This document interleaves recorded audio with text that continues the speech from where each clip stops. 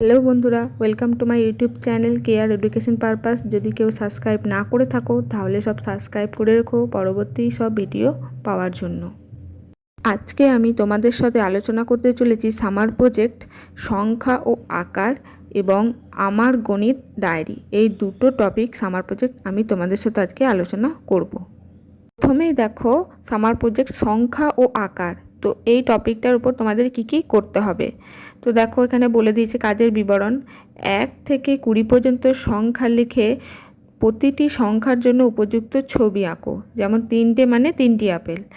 আর আছে 4টি জ্যামিতিক আকার আঁকো, বৃত্ত, বর্গ, ত্রিভুজ আর আয়তক্ষেত্র। আর প্রতিটি আকারের নাম বাংলায় লেখো। তো এই হচ্ছে তোমাদের কাজ, যেগুলো ওই সংখ্যা ও আকার এই টপিকটার উপর এত কিছু তোমাদের করতে হবে। তো চলো এরপর আমি পরপর সব তোমাদের দেখিয়ে দিই। প্রথমেই দেখো 1 থেকে 20 পর্যন্ত সংখ্যা লিখতে হবে এবং পাশে পাশে ততগুলোই ছবি দিতে হবে। তো এখানে দেখো আমি ইমোজি ব্যবহার করেছি। এখানে 1 থেকে 9 পর্যন্ত সংখ্যা লিখেছি এবং 1-এর জন্য একটা তারা এবং দেখো 2-এর জন্য দুটো জিনিস। তো এখানে পরপর যতগুলো সংখ্যা আছে ততগুলোই আমি এখানে ছবি ব্যবহার করেছি। তোমরা চাইলে এখানে আরও অন্যান্য ছবিও ব্যবহার করতে পারো, তবে যত সংখ্যা থাকবে ততগুলোই কিন্তু তোমাদের ছবি ব্যবহার করতে হবে। তো এখানে আমি ইমোজি দিয়ে সব পরপর সাজিয়ে রেখেছি। তো চলো নেক্সট যে কাজটা তোমাদের করতে হবে সেটা দেখো। তারপর দেখো তোমাদের জ্যামিতিক চিত্র অঙ্কন করতে হবে। এখানে দেখো আমি পরপর সব দিয়ে দিয়েছি। 1 নম্বরে আছে বৃত্ত, 2 নম্বরে আছে বর্গ। তো তোমরা এই ছবিগুলো থামিয়ে থামিয়ে দেখে নিয়ে আঁকতে পারো। 3-এ আছে দেখো ত্রিভুজ, 4-এ আছে আয়ত। তো এগুলোর বাংলা নাম এবার লিখতে বলেছিল। 1-এ আছে দেখো বৃত্তাকার, 2 বর্গক্ষেত্র, 3 ত্রিভুজাকার, 4 আয়তক্ষেত্র। এটা হলো তোমাদের সংখ্যা ও আকারের সম্পূর্ণ সামার প্রজেক্ট। তো চলো এর পরবর্তী প্রজেক্টটা আমি তোমাদের সম্পর্কে সম্পূর্ণ বলে দিই। এরপরে আছে দেখো আমার গণিত ডায়েরি। এই প্রকল্পে তোমাদের কি কি করতে হবে দেখো। গ্রীষ্মকালীন ছুটিতে প্রতিদিনের কিছু কাজের সঙ্গে গণিতের সম্পর্ক বোঝো। যেমন 5টি সবজির নাম ও দাম লেখো। তারপরে মোট কত টাকার কিনলে কত বাঁচলো বা খরচ হলো তা হিসেব করো। তারপর দেখো নিজের পরিবারের বিদ্যুৎ বিল, বাজার খরচের একটি সরল তালিকা তৈরি করো। তারপর কি করতে হবে দেখো দৈনিক তাপমাত্রার হিসেব 5 দিন ধরে লেখো ও তুলনা করো।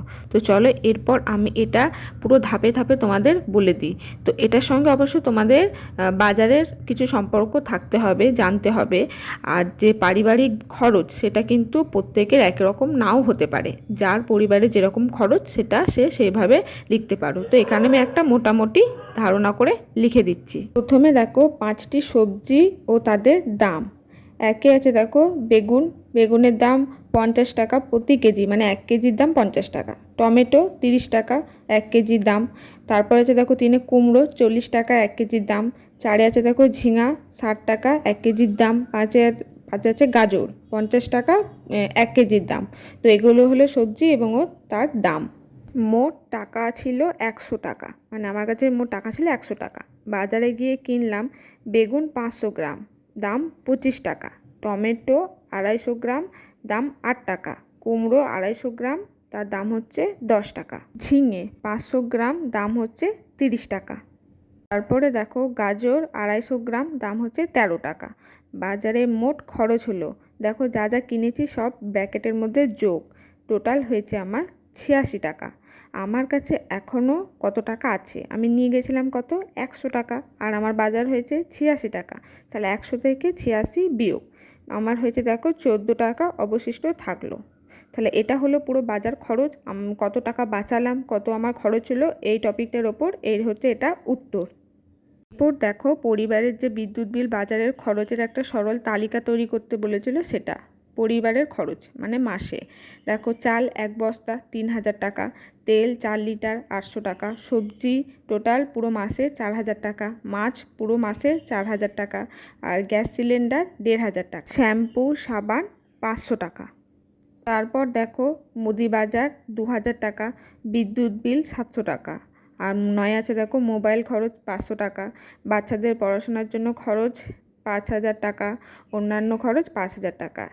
এক মাসে সর্বমোট খরচ 27,000 টাকা, মানে সবগুলো একবারে যোগ করতে হবে, তো দেখবে এটা বেরোবে। তো এটা আমি একটা আনুমানিক একটা দিয়ে দিয়েছি, তো তোমরা তোমাদের মতো বসিয়ে যোগ করে দেখতে পারো। এরপরে তোমাদের আর একটা প্রশ্ন ছিল দৈনিক তাপমাত্রার হিসেব করতে 5 দিন ধরে। তো দেখো এখানে আমি লিখে রেখেছি প্রথম দিন, দ্বিতীয় দিন, তৃতীয় দিন, চতুর্থ দিন, পঞ্চম দিন। তো প্রথম দিন তোমরা যে কোনো দিন 5টা তোমরা ধরবে। ধরো প্রথম দিন 30 ডিগ্রি তাপমাত্রা হয়েছে, তারপরের দিন ধরো 32, তাহলে প্রথম দিনের থেকে কত 2 বেশি। তারপরের দিন ধরো আবার ধরো হয়েছে 35, তাহলে সেটা আবার কত আবার 3 বেশি। তারপরের দিন ধরো হয়েছে 40, তাহলে কত আবার 5 বেশি। তারপরের দিন ধরো হয়েছে 42, তো সেটা আবার কত আবার 2 বেশি।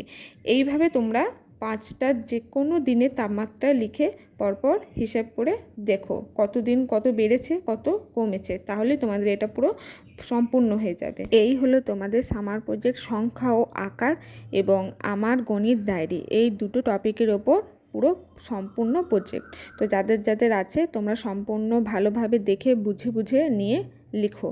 তো এরপরে যদি কোনো সমস্যা থাকে আমাকে কমেন্টে জানিও। আজকের ভিডিও এই পর্যন্তই। যদি ভিডিও ভালো লেগে থাকে একটি লাইক করে দিও, আর কোথাও অন্য কোনো টপিক চাইলে আমাকে কমেন্ট সেকশানে এসে কমেন্ট করে জানিও।